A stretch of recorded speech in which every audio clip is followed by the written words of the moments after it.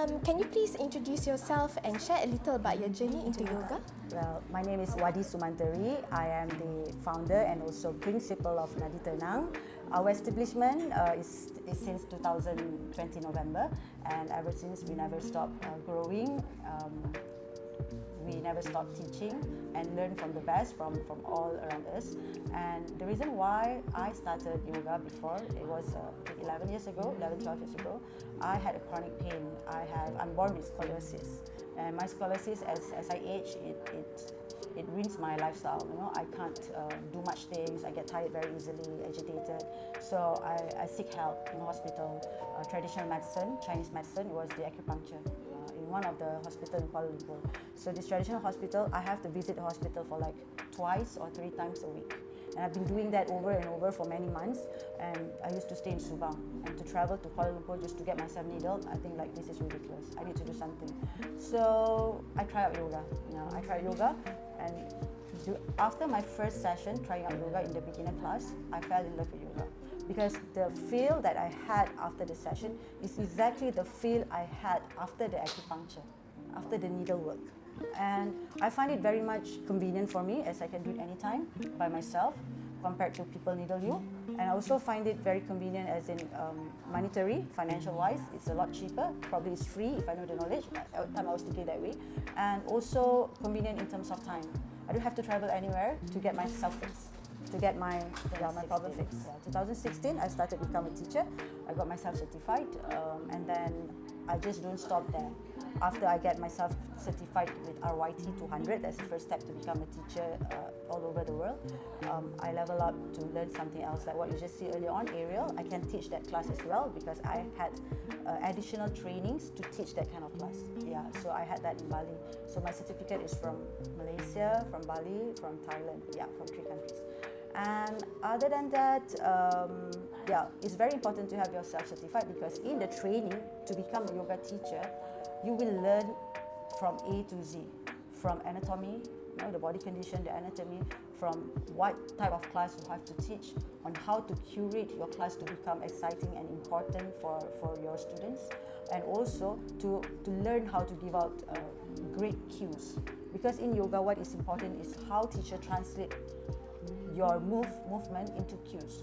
If your cues is not precise, your students will be clueless. So it's very important for the teacher to equip themselves with trainings and lots of community teaching after the training so that it become familiar in teaching yoga. Every yoga center has its own unique culture and approach. What is the core philosophy or guiding principle that shapes the teaching and environment of your center here at Nadi Tenang? The core philosophy we have here in Nadi Tenang is it's for all walks of life, young to older age, male to female, it's all for all walks of life, all races, all are welcome here, because here we try to make the sessions as universal as possible. We speak in a language where everyone understands, or majority understand, and we also try to keep this place as safe as possible for everyone to come and practice. Because what is important for us, the space has to be safe, clean, for everyone to come and practice. That is very, very important in Nadi Tenang. Because for everyone who come here to practice, they have one intention, to be better for themselves, not to make it worse. So if they come to a place where it's worse than where they belong, so it doesn't meet the purpose anymore. And it's very important also, our philosophy here is for everyone who learn here to feel welcome and inclusive, regardless what is your practice background. Because we have specified the classes into categories, beginners, intermediate, and advanced. So for individuals who may be unfamiliar with yoga, could you explain the main styles of yoga offered here, such as Hatha, Vinyasa, Yin, or others? What is Hatha? What is Yin? What is Ashtanga? What is Vinyasa? Okay, those you've been hearing is actually a Sanskrit word. Yeah.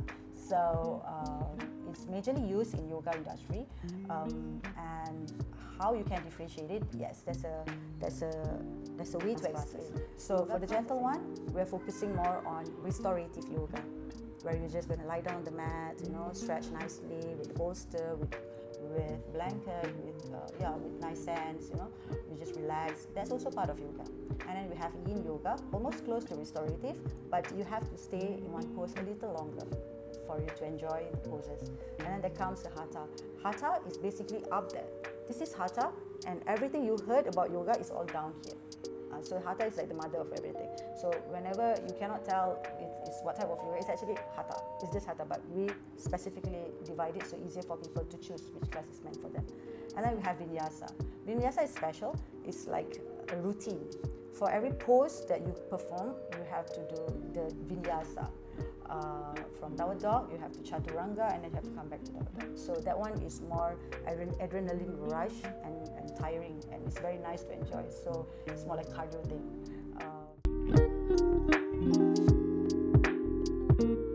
Practice yoga. So what simple daily routine or beginner-friendly practice would you recommend to someone who's just getting started at home? At home, yeah. First, set your intention.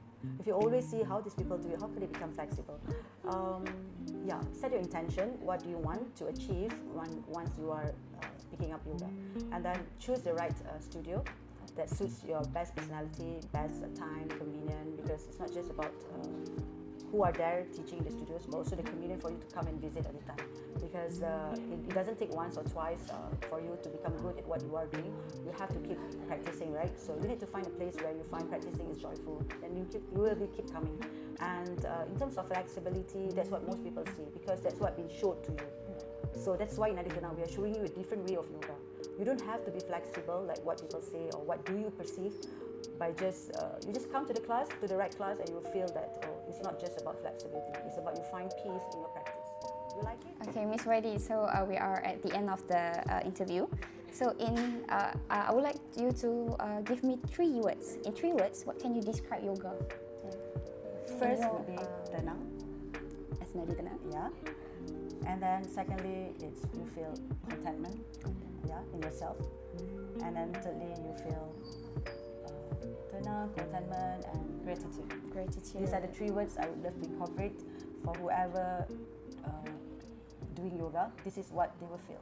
They will feel content. My experience meeting with Miss Wadi, the principal of Nadi Tenang, and Teacher Lina, one of the instructor there in Nadi Tenang, taught me how yoga is not just about being flexible. It also about how we open the opportunity of yoga towards everyone. There are no limitations on us doing yoga, and how breathing, relaxing, also enjoying every moment of the techniques in yoga is very important. And it also really helps us in physically, mentally, and also emotionally. And it sparks my interest to pursue yoga in the future.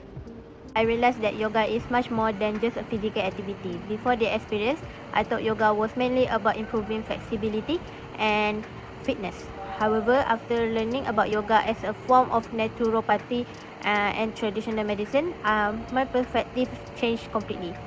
What touched me the most was understanding how yoga can help people manage stress, improve emotional well-being, and find balance in their daily life. During our visit, I saw a calm and supportive environment where people could focus on their physical and mental health. It made me realize that healing is not only about treating illness, but also caring for the mind and emotion. This experience helped me appreciate the value of traditional medicine in promoting prevention and overall wellness. In today's fast-paced and stressful world, practice like yoga can help an important role in supporting healthier lifestyle and improving quality of life. Overall, I have gained a deeper respect for yoga as a holistic healing practice and its contribution to health and well-being. Thank you. Please come back. Make sure this is your first but not your last, okay? And also to you guys that watching, and probably Mr. Kiran, please welcome to Nadi Tenang as your yoga center soon. And if you guys wanted us to be there at the place, please just send us an invitation. They'll be part of it. Don't worry. We're So here to support young generations. MSUians, you can wait for us to bring Nadi Tenang to MSU soon. Yeah. Goodbye, guys. Bye, guys.